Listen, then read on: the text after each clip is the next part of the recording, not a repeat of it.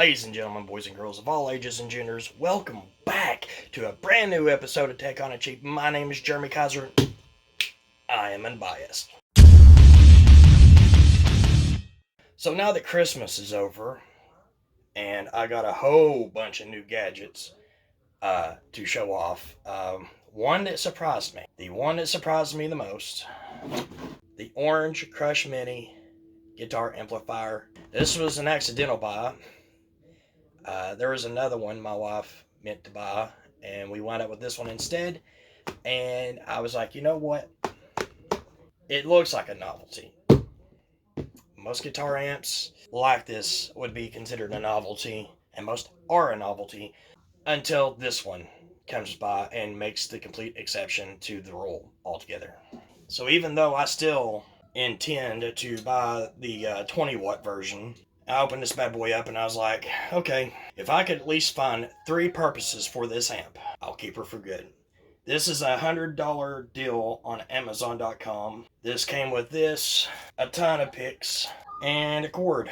It's actually a really good quality cord. I was shocked. I always thought orange was a little bit too rich for my blood because anything like this is something I consider to be a tool, something I use back when I was really serious about music and had the dream of being a rock star like every kid has ever had. One day I'd get a Marshall amp.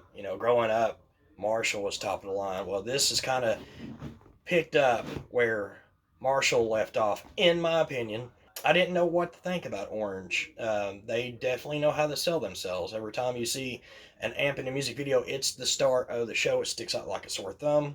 Slipknot has them in their videos, and I've been interested in Orange, but I thought they were too rich for my blood until we got on Amazon and found this or the 20 watt for $150. And I'm like, I doubt the 20 watt would ever get me where I need to be in terms of an acoustic drum set and a whole band setup until I opened up this. So the box is nothing spectacular, You got your owner's manual. Now, it does not look intimidating, does it? It doesn't look like it would do much, does it? So it's got a tuner on the front end. The tuner works extremely well, and I love the fact that it's built in. On the front, you got the classic orange look. You got your headphone jack. This thing actually turns on.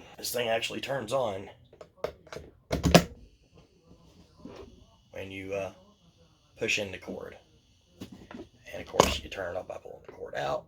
The light fades. So up top, you got your volume. You got this controls your bass and treble setting all in one. It's more like a mid. If you're fooling around with an amp, you see low, medium, high. This is more like a medium knob. So you turn it all the way one way for bass, turn it all the way the other way for triple. And like a metal zone pedal, this knob in collaboration with this knob controls the sound your guitar puts out. This is where your gain is, your distortion rather.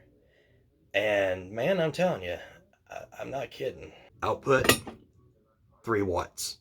I'm not kidding, dude. So before we plug it in and I impress everybody, it does take a 9-volt battery. Got one in there right now. A single 9-volt battery. Oh, and you're sitting there thinking, like I was thinking, oh, well, yeah, I'd probably get a higher volume if I plugged in earphones. No. On your back, place to plug in cable, an auxiliary speaker. I haven't tried that out, but I'm very interested. And an auxiliary in, I'm assuming, so you can plug up your phone instead of using Bluetooth to run music through it. It even feels quality, looks quality. It pops. So now that I got all the impressive stuff out of the way, people are going to be laughing their ass off right now. What can this little thing do? What can this little thing do? Now, I don't know if this demo is going to translate as well as I'd like it to.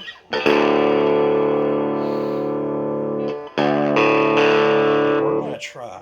Now, Now this is just clean. Here's the clean. We don't expect much here just because it's clean.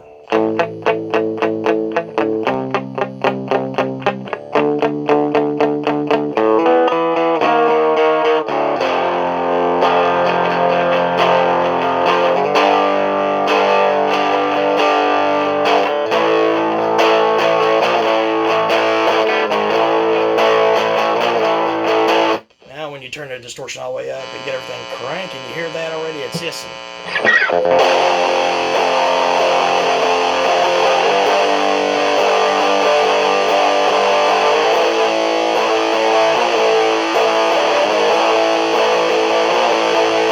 I'm telling you, man, you stand in front of this thing with it cranked, it hurts your damn ears. I don't think it translates that well from here to the camera. I hope that it does. I hope that, you know, whoever's watching this video hooks it up stereo surround sound with a subwoofer to get a feel. It's really punchy and crunchy.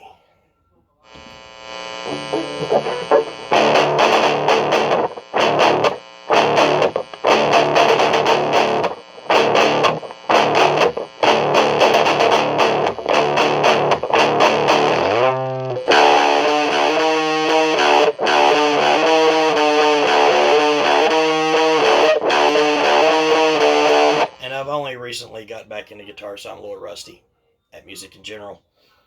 But guys, no buyer's remorse whatsoever with this product.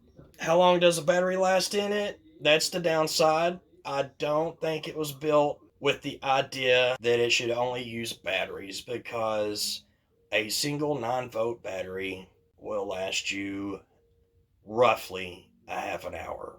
My guitarist Fred actually has rechargeable 9 volts, so I'm curious to run that test. Some high-end 9 volts, throwing this is how long it lasts, but I couldn't imagine you're going to get much longer out of them. I'd like to compare this to the Mini Terror. I don't know if there's any comparisons, if this is the updated version of it. I haven't researched that. I don't know.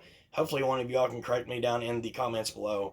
But there was one, I think they called it Micro Terror or Mini Terror version of this. Guys, I can't tell you how impressed I am with this. Now, could you have a full-blown band practice with this? I couldn't imagine anybody with a PA system not be able to at least mock this up. Plus, you got your external speaker, 8 ohm output back here. You could definitely plug that right into a board. I don't know. I haven't had it in a full band setting yet, so we'll find that out. But this is a great backup plan for me. I'm going to find several uses for this. If anything, I'll use it for a vocal mic, because where we got an electronic drum set, we could control the volume of our band practices a lot more. So I think I can find quite a bit of uses for this, including putting it on YouTube for views. But yeah, guys, it was a great Christmas present. I can't thank my wife enough for it. I'm still going to get the 20-watt version. This is only 3 watts, and it'll hurt your ears if you're facing it. I can only imagine what the 20-watt version has. And it's a good, clean sound. If you notice, I'll crank it. I'll completely max it out.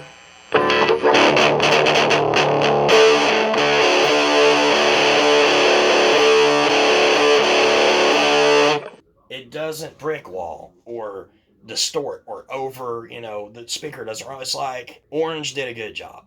It's like Orange actually cares about their least expensive amp enough to make it quality, and it's a good thing they do, because that makes me expect the bigger stuff to sound even better than this. If this is their standard, it's got to be good. There's a reason Slipknot has an orange amp in their music videos. It has to be good. I've always been a huge fan of PV, a huge fan of Marshall, and I love, love, love custom. If you're looking for clean, and I mean extra clean, Mr. Sparkle clean audio for any guitar or bass, you cannot go wrong with custom. They specialize in clean as you can get.